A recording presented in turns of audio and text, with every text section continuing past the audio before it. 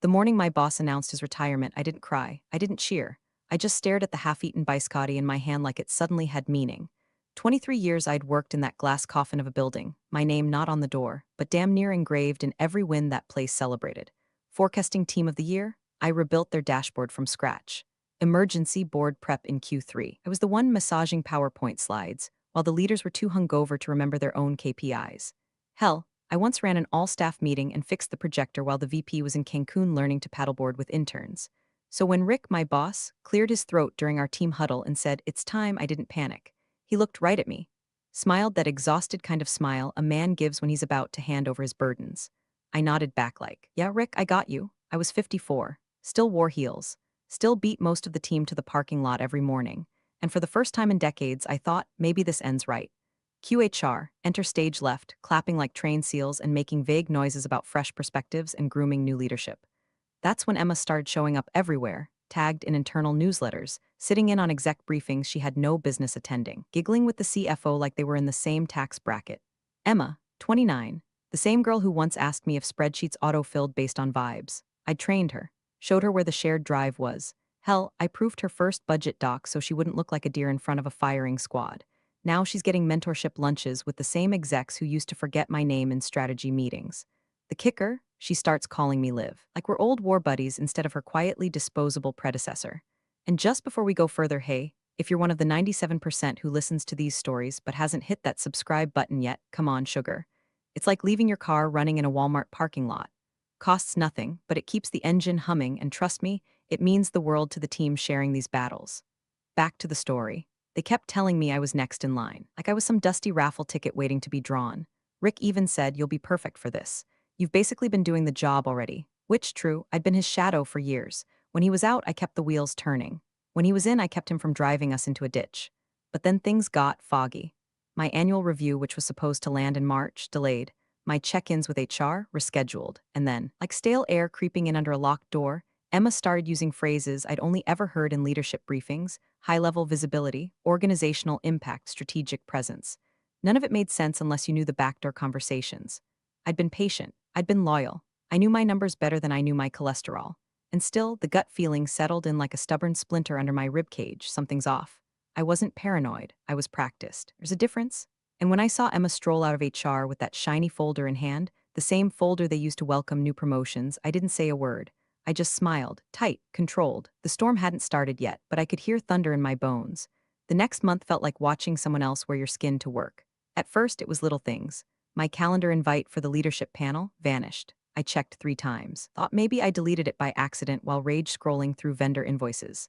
I pinged Cassandra in HR. She said, "Oh, that was rescheduled indefinitely. Didn't anyone tell you?" With the same tone you'd used to apologize for forgetting someone's birthday on Facebook. Then came the silence. Not a dignified, earned quiet like the calm after battle. This was the foggy, slow-drowning kind. Meetings I was always in suddenly filled up due to room capacity. My performance review, already postponed once in Q1, got kicked again, with the excuse that your track record speaks for itself. Which, frankly, sounds sweet until you realize it's corporate, for we already made the decision, just not in your favor. But the cherry on top? I heard it secondhand in the break room, over stale coffee and someone microwaving fish like a war crime. A finance analyst I barely knew whispered, "Crazy Emma got on the short list out of nowhere." I thought Olivia was a lock for that role, but apparently her name wasn't even up there. I froze, mid-sip, burned my tongue. I walked back to my desk and stared at my screensaver for 5 straight minutes, not even blinking, just click, click, click, the sound of time eating itself because I had been on the short list. I knew that. Rick confirmed it. He said he'd advocated for me, used those exact words. Now I was hearing I never even made the list. That's when the confusion cracked open, and underneath it was dread. See, I've lived long enough to know the difference between a mistake and a maneuver. A mistake can be corrected. A maneuver means someone's already calculated how much blood they can get out of you before you notice the knife. I didn't go to HR. I didn't yell. I didn't start a Slack war. I started documenting.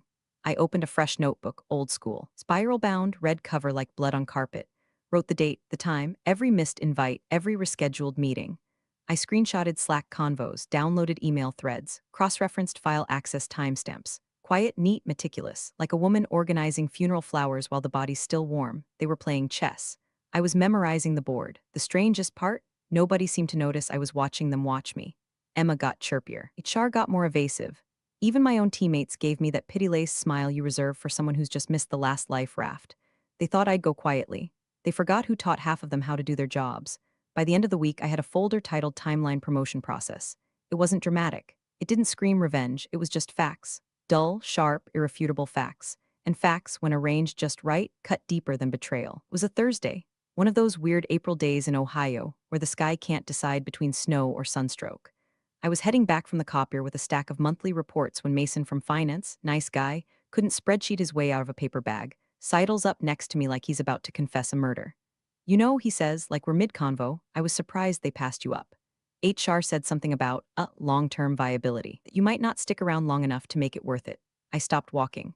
Just stood there in the middle of the hallway, fluorescent lights flickering like a dying bug zapper above us. Come again? I said, calm as bourbon in winter. He blinked. Oh, sorry, was that not common knowledge? I thought you were retiring soon or something. That's what never mind. He slinked off like a cartoon possum, leaving me there holding a stack of reports that suddenly felt like cinder blocks. Here's the thing, I never, not once, discussed retirement. Not even jokingly. I didn't daydream about beaches or cabins or reading books on porches. I still had fire in me, still had receipts to file and budgets to crush. Retirement was a word other people threw at you when they couldn't imagine you evolving. And now that word was being used to lock a door I hadn't even knocked on. I walked straight past my desk and into the dark corner of the shared computer lab. Yes, we still had one like it was 2004 and fax machines were cutting edge. I logged into the internal portal, pulled up my employee profile, and checked the file access logs. HR had opened my file 3 times in the last 6 weeks. The last time, the day before the promotion shortlist finalization. The file included my birth date, my full employment history. Hell, even that outdated health survey where I admitted I was perimenopausal, but managing well with diet and exercise. Because corporate wellness is just guilt in yoga pants. I stared at the screen. My mouth didn't move. My hands didn't shake, but inside, a glacier cracked. Age discrimination wasn't a hunch anymore. It was digital fingerprints on a weapon pointed straight at my career. That quiet fury? It doesn't burn, it chills, freezes every polite bone in your body and replaces them with iron rods. I didn't slam the keyboard. I didn't storm HR's office. I just closed the tab, logged out, and walked back to my desk like nothing happened. I opened that red spiral notebook, flipped to a fresh page. Wrote, April 14, 3:12 p.m. Finance says HR flagged me as not long-term viable. No prior discussion of retirement. Checked profile logs. HR accessed age data multiple times. I underlined the date. Then I wrote 2 words in all caps on the next line. They know. They knew how old I was. They used it. They labeled me like spoiled milk. That's when I stopped grieving the promotion and started planning the burial. I made myself small, not weak, not broken, just small, like a shadow under fluorescent light, present but unbothered. I smiled in meetings, nodded in stand-ups, shared birthday cake in the break room, and pretended I couldn't taste the rot under the frosting. I wore the same blazer, the same polite smirk, and let everyone believe I'd accepted my fate like a good little relic. But behind the curtain, I was a goddamn war room. I spent nights combing through our internal policy handbook like it was sacred scripture. Cross-checked everything from hiring protocol to succession planning language. Found a section I'd skimmed 100 times before, harmless on the surface, but this time it hit different. Candidates for leadership roles should exhibit long-term investment potential and align with generational growth strategies. Generational growth strategies, that's not policy. That's ageist code in a LinkedIn suit. I flagged it, took screenshots, dated it, then dug deeper.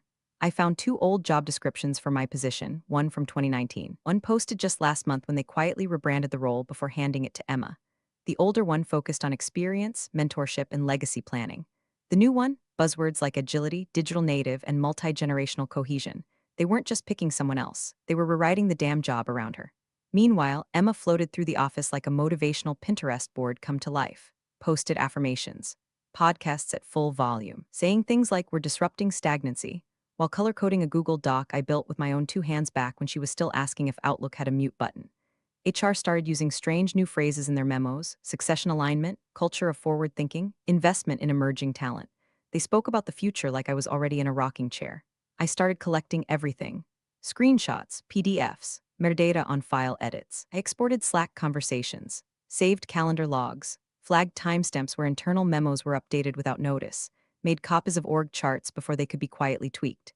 Every time someone mentioned fit or potential, I made a note of who said it when and to whom. I even reached out to a former colleague who now worked at the EOC.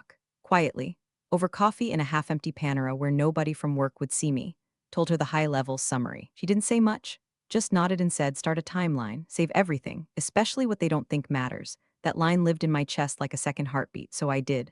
I built a private folder, password protected, off network, labeled innocuously as quarterly budget reforecast. Inside, over 80 files organized by type and date.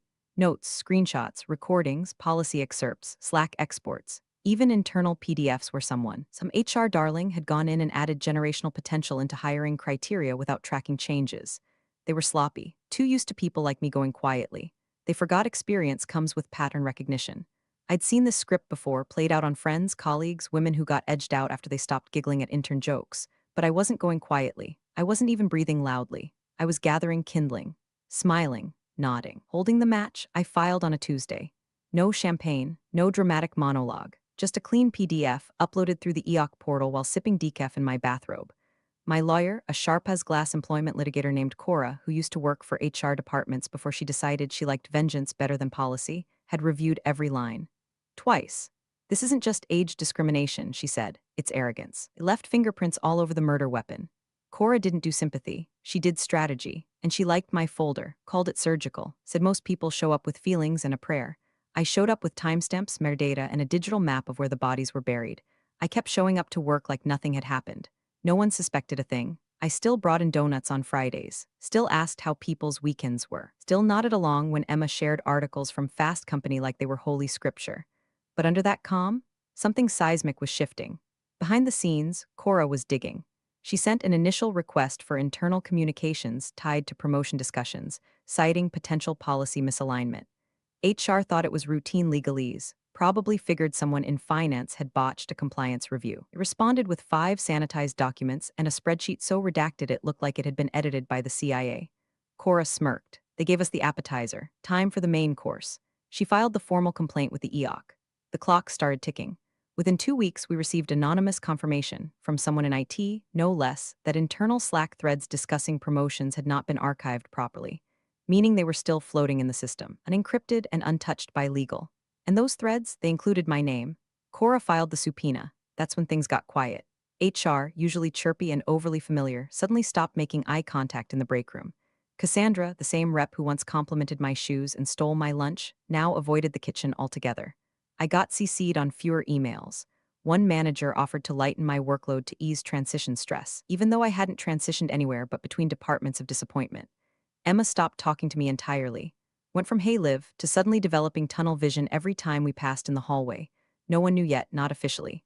The subpoena hadn't landed on their desk, just their horizon. But people can feel storms even before they see clouds. And this one, it was coming with thunder. Cora called late that Friday night, her voice cool and exact. "I've been sloppy," she said. "I've seen one of the Slack messages. It says, and I quote, she's got that menopausal vibe, not exactly the face of long-term growth." I didn't say anything for a full 10 seconds, just stared at the ceiling, heart slow and steady like a sniper's breath. "That's your smoking gun," she said. "No," I replied. "That's just the lighter fluid, because this wasn't about getting my promotion back anymore. This was about setting the whole rotten script on fire." First real sign they knew something was coming? A calendar invite. Subject, exciting new opportunities for internal growth from Cassandra in HR. I almost laughed. The subject line felt like someone trying to gift wrap a dead fish. "The meeting was just a conversation," she said, in that tight-lipped, Botox-smooth tone HR folks use when they're about to dump you in a career ditch and hand you a granola bar for the ride. We met in the wellness room, which used to be the nursing mother's closet, until they threw a diffuser and a beanbag in it and called it strategic. Cassandra launched into a speech about lateral agility and new verticals within the org. Said they were considering offering me a flexible, non-supervisory transition role, one that freed me from the burden of people management while still celebrating my contributions. Translation: pack up your dignity and crawl into the corner. Quietly. And take a branded water bottle with you. I smiled, tilted my head. "Is this in response to something I said or something you're trying to get ahead of?" Cassandra blinked like I'd spoken in Morse code. "Not at all," she chirped. "This is about evolution. Culture, harmony," I declined, politely. No raised voice, no sarcastic sting. Just a calm level. "I'll stick with my current title, thanks. If I wanted to disappear, I'd retire, not pivot." Cassandra's mouth twitched, like her teeth were trying to escape the lie. That same week, Emma stopped making eye contact completely. Not even the accidental hallway glance. She moved around the office like she was dodging ghosts. Once, I walked into the copy room and she spun around so fast she knocked over a box of toner. Didn't even apologize. Just mumbled something and bolted. Then came Marcus, one of the mid-level managers with the spine of a damp napkin. He cornered me outside the parking garage after work. "Hey, Olivia," he said, scratching the back of his neck like a kid caught sneaking out of detention. "I don't know all the details, but this wasn't supposed to get messy. You were respected. Everyone knows that." I raised an eyebrow. Then why was I erased before anyone could blink? He didn't answer, just looked down at his shoes and let the wind finish the conversation. Meanwhile, Cora was playing chess behind the scenes. She'd already filed a supplemental request through the EOC for Slack exports, personnel review notes, and HR team chat logs. The agency had sent a formal inquiry, not a subpoena this time, but a gentle knock. HR responded by canceling 3 leadership meetings, quietly realigning internal roles, and locking down document access on the internal portal. But it was too late. The data was already in motion. Copies already secured. Messages already flagged. I knew how these things went. The real damage wasn't done in the blow, it was in the cover-up. In the panic-patched jobs and nervous whispers. The way people stopped saying your name out loud, like it might trigger something legal in the air. And while they scrambled to patch leaks with duct tape and wellness webinars, I sat calmly at my desk, logged my hours, answered emails, gave feedback on a project plan Emma barely understood, because the train was already moving, and they were about 3 stops too late to get off. Cora called at 7:42 a.m. sharp, her version of champagne and confetti.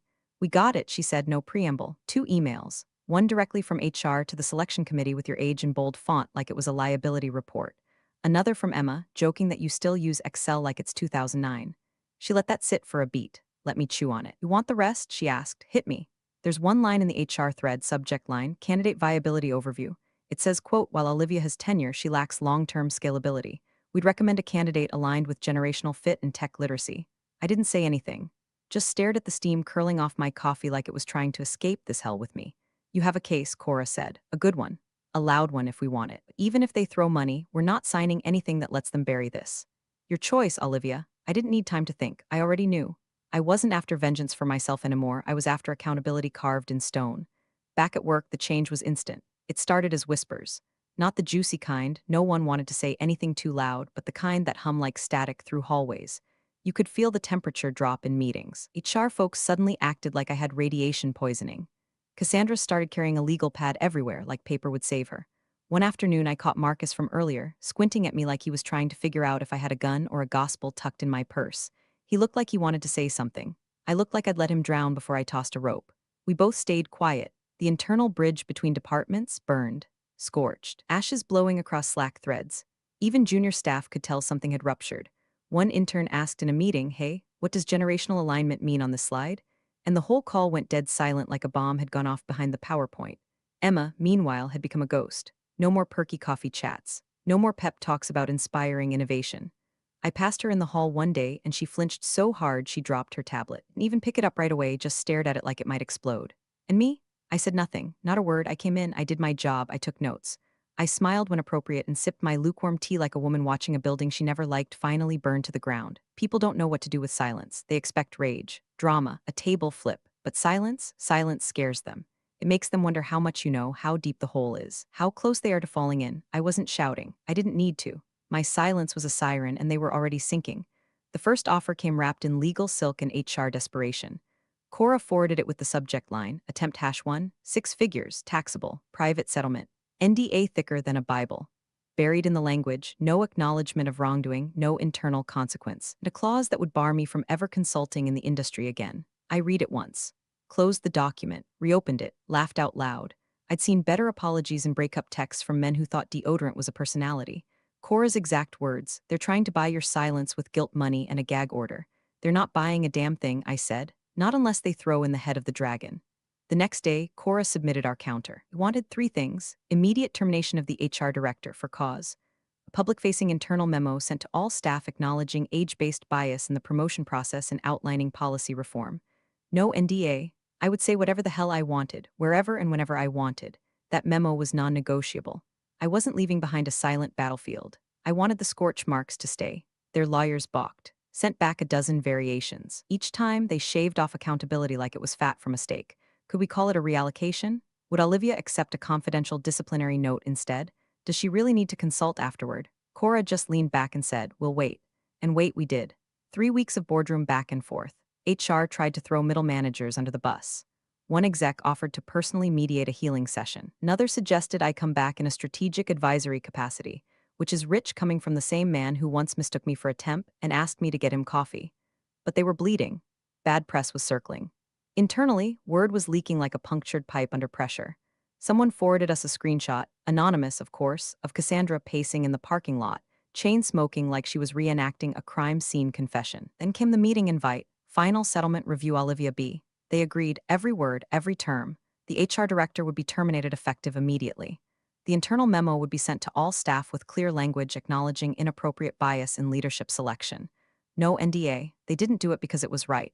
They did it because they were scared of what I'd say if they didn't. And me? I waited, didn't gloat, didn't strut, just poured myself a drink and stared at the company letterhead in the memo draft. I'd written memos for them for over 2 decades. Now one with my name under it was about to detonate every lie they'd built around fairness and culture. It was never about getting promoted. It was about proving I was never the one who lacked value. They were. They walked her out at 10:07 a.m. sharp. No fanfare. No farewell sheet cake. Just 2 corporate security guys, and a woman who once called herself a people strategist carrying a cardboard box full of betrayal in heels that suddenly looked too loud for the floor. The office went dead quiet. Not that kind of awkward silence after a bad joke. This was funeral quiet. Monitors still on, hands frozen over keyboards, eyes pretending not to watch what everyone was watching. The HR director, Cassandra, kept her head high, but her eyes were red and her gait wobbled like she couldn't find the ground anymore. Someone said she'd cried in the elevator. Someone else said she cursed the VP to his face. All I know is she didn't look at me once. Couldn't. By noon, the memo dropped. 2. All staff subject. Commitment to transparency and inclusion in stale corporate font. It confirmed what everyone already knew but no one had dared say. HR had failed. Leadership decisions had been influenced by non-merit-based criteria. Bias had tainted the promotional process. A new oversight policy would be implemented immediately. Trainings would follow. Blah, blah, blah. But the best line? We acknowledge that our internal processes have not met the standards of fairness and integrity we hold ourselves to, and that change begins now. Acknowledgement, not apology, not repentance. But I didn't need their guilt. I had their signature. Cora called later that afternoon with the final wire confirmation. 12 years worth of salary. No NDA, taxed as a settlement, not income. Clean, you're a legend, she said. I'm retired, I corrected, sipping tea like it was victory served warm. I didn't pack my things right away. Let the day move around me like I wasn't there. Let Emma fidget 3 desks away like her seat had grown thorns. She kept glancing over like maybe I'd say something. I didn't. At 4:45, I stood up. No speech. No scene. Just grabbed my mug, slid open the bottom drawer of my desk, and took out the little plant I'd kept alive longer than half the interns. Walked to the front, slow and steady, while people tried not to look. At the security gate, I pulled off my badge, old plastic, chipped at the corner, and dropped it into the recycling bin with a soft clink. Emma was walking in from the other side. We locked eyes for half a breath. She opened her mouth, probably to offer some limp corporate condolence. I kept walking, because I didn't need a send-off. I didn't need the promotion. I built my own exit on their dime. What hits hardest here isn't the payout, it's the silence she weaponized. In an age of oversharing and instant reactions, Olivia played it slow, cold, and precise. It's a reminder that sometimes the smartest move isn't yelling into the storm, it's studying the wind. Then flipping the whole damn forecast. Appreciate you sticking around, you legends of the break room. Subscribe for more chaos. Let's make your old managers spill their coffee in fear.